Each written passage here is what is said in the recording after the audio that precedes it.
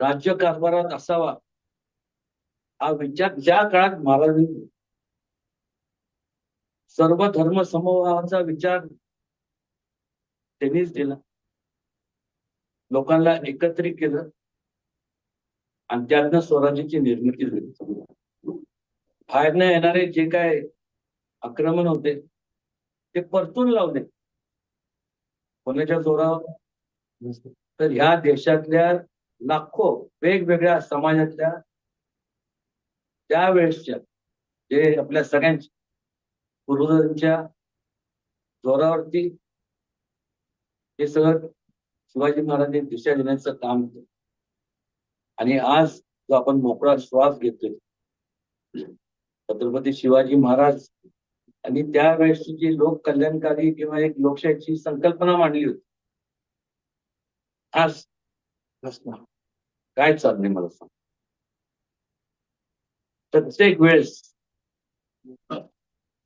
शहाजी महाराज असतील, राजमाता जिजाऊ असतील, छत्रपती शिवाजी महाराज असतील, छत्रपती संभाजी महाराज असतील, त्यांनी संपूर्ण ह्या सगळ्यांच्या संपूर्ण विभूती म्हणा किंवा म्हणजे देव तर मी बघितला नाही, मला नाही वाटत आपण कोणी देव बघितला, पण देवाच्या रूपाने महाराजांच्या माध्यमातून आज आपण संपूर्ण एक मोकळा श्वास घेतोय. आपण या लोकशाहीत वावरतो.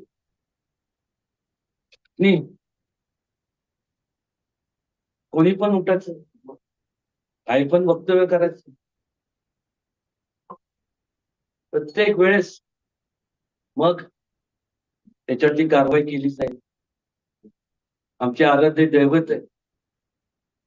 पक्ष कुठला जरी असला, पक्ष पलीकडचं संपूर्ण आहे, पण पक्ष कुठला जरी असला, सामाजिक राजकीय जे काय संघटना असतील सगळं महाराजांचं नाव घेऊनच संपूर्ण सुरुवात करतात. आज जे अनेक बरेच आता म्हणजे जे काय प्रेसच्या माध्यमातून जे इलेक्ट्रॉनिक मीडिया किंवा प्रिंट मीडिया मधनं वाचण्यात येतं, तुम्हाला वाटतंय का लोकांना बरं वाटतं? या लोकशाहीमध्ये केवळ वैयक्तिक स्वार्थ करतो किंवा चीप पब्लिसिटी ज्याला म्हणतो मिळवण्याकरता जर तुम्ही महाराजांची म्हणा, शहाजी महाराजांची म्हणा, संभाजी महाराजांची, राजमातांची, तर तुम्ही संपूर्ण अवहेलना करत असाल,